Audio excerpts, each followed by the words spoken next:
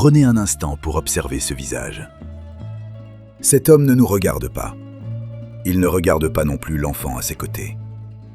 Son regard semble traverser les murs de l'atelier, comme s'il s'ouvrait sur un monde que lui seul peut encore voir.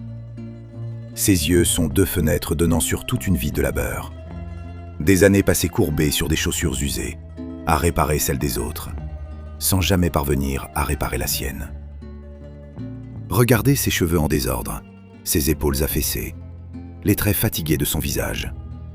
On croirait presque entendre le soupir qui s'échappe de lui. Un soupir silencieux, accumulation de fatigue, de regrets et de souvenirs. Car au cœur de cette scène apparemment ordinaire, une bataille invisible se déroule dans son esprit. Les pensées s'entrechoquent, les années défilent, les occasions perdues reviennent à la surface, et l'artisan semble se perdre dans un océan de réflexion dont il ne trouve plus le rivage.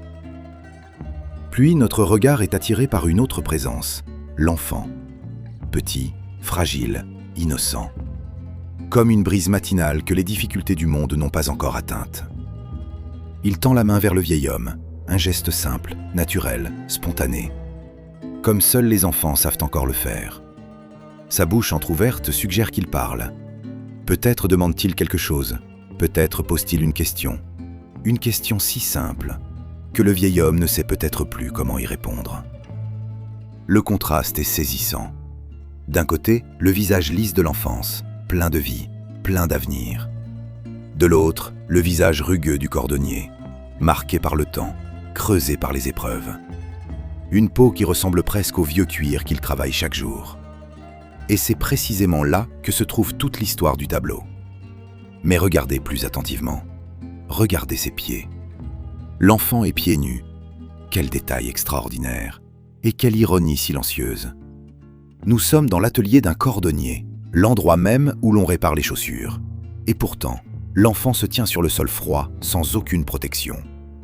Ce détail minuscule dit peut-être plus que tous les autres. Il parle de pauvreté, de manque, d'une réalité que les outils ne peuvent pas toujours réparer. Autour d'eux, la table est encombrée de râpes, de marteaux et d'instruments de travail. L'odeur du cuir et de la poussière semble presque sortir de la toile. La main du vieil homme reste suspendue, immobile, comme arrêtée au milieu d'un geste. Il ne travaille plus, ou peut-être n'en a-t-il plus la force.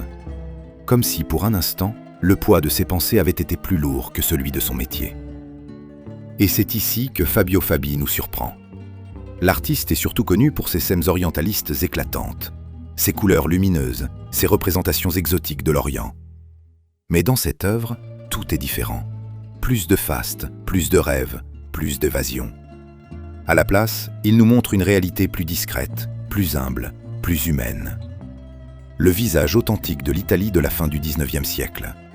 Une Italie faite de travailleurs anonymes, de fatigues silencieuses et d'existences qui ne laisseront peut-être aucune trace dans les livres d'histoire. Pourtant, grâce au regard de l'artiste, le temps d'un instant, ce vieux cordonnier devient inoubliable. Car derrière son silence se cache une vérité universelle, celle de tous ceux qui ont passé leur vie à réparer les choses des autres, tout en portant en eux des blessures qu'aucun outil ne pouvait réparer.